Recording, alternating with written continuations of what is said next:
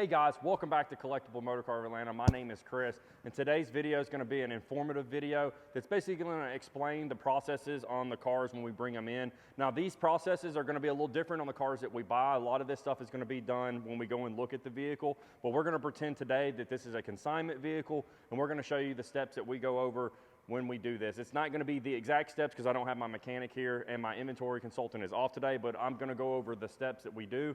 So starting off, when a car comes in with the consigner, we first walk around the vehicle and we do things such as check for Bondo. So I have a Bondo reading tool here. So basically when you push this button here, if it reads a ton of Bondo, it's going to light up red. If it's going to be just paint and metal and no Bondo, it'll light up green, just like that. So we'll go over a few spots on this car. This is a car that we've actually purchased, so we own this car. But just to show you guys that it is good, it has no Bondo in it. You know, some of your areas where you're going to have Bondo is going to be like around the top here. They're notorious for showing rust, as Justin can see there. Oh, I moved the tool. If you move the tool, it will go change. You got to make sure you have it flat. You know, typically back here in your back quarter panel, which is good there. A lot of dirt will collect here, and this will be where you'll get rust, as you can see. Bottom of the doors. So perfect example right there. A lot of people are scared of Bondo. I have a brother that's been in the paint and body business for over 10 years, and he's explained a lot of things to me about paint over the years. Bondo is not a bad thing. It's actually a tool that body guys will use to get the panel straight.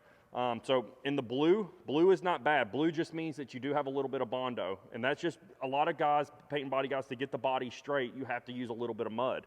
What you don't want is you don't want the orange or the red. That's going to be really thick and it's going to cause issues down the road with cracking. So typically you want to stay within these two ranges here. If you do get in the yellow, it's not terrible. It's not ideal, but it's not terrible. But that was a perfect example there where there is just a little bit of mud. But as you can see, a lot of good metal there. And like I said, sometimes when I move the tool, it will go blue, but you just got to keep it straight. But overall, guys, this car has no major issues with mud. It's a very straight body. Most of it is original sheet metal, so it's really, really nice car. Some of the other tools that we use will be like a battery tester.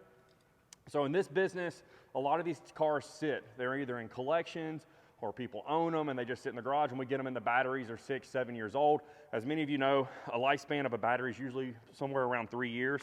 So we always test the batteries to make sure they're good, because the last thing we want to do is send this car to you and it sits in your garage overnight and you go to start it the next morning to go enjoy it on a beautiful day and you can't start your car. So that is another thing that we do. A lot of the cars that we have in here are carbureted. So my mechanic will actually put his vacuum gauge on it. He'll make any adjustments that he needs to the carburetor if it's off. I wish I could go in a little bit more detail with this, but I don't quite understand it as well as Carson does. That might be a video that we do down the road to have him explain how he tunes them up. But man, he is very magical and very, very talented at that stuff. He can get them running top notch. Another thing we do is we check the AC. So we use tools such as this one here to recharge them. But we also look for leaks as well. So if we get a system that it's down and we do put more Freon in it, we'll actually put a dye in there as well. Then we have a special light that we use to chase down the leaks, and we'll actually correct that. But once we do refill it and we know there's no leaks, we'll actually test it. We'll put this up to the vent, hit it, and we'll make sure that the air that's coming out of the vent is cold. So it's another tool that we use.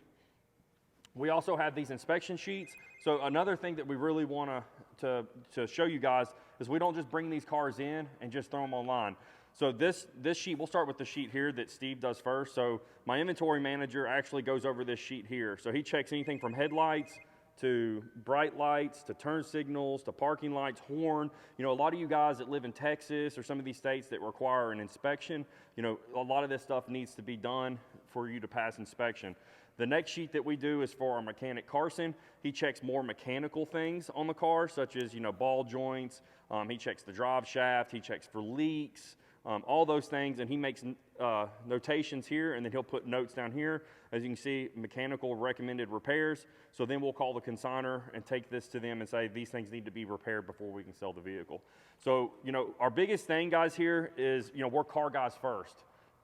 We don't really want to be known as car salesmen. We want to be known as car guys that are just providing these cars to you guys and making sure that they're top notch before they leave this building.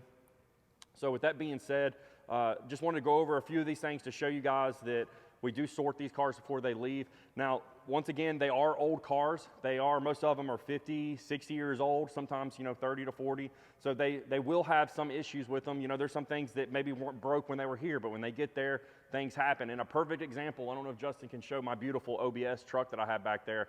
I actually drove this truck this weekend. I'm very anal about that truck. It's LS swapped. I actually drove it home and the tensioner bearing locked up on it and melted the pulley. So, those are just things that, I'm always looking at that truck, making sure that it's top notch, and that just shows you right there that I drove it home and something failed on it. So we can't guarantee that nothing's gonna happen to these cars, but we do go over and we do look for any major issues, and we definitely get them sorted before they leave. But with that being said, guys, if you like this video, go ahead and hit the thumbs up and subscribe to our channel, and we'll have more informative videos like this in the future. So we'll catch you on the next one.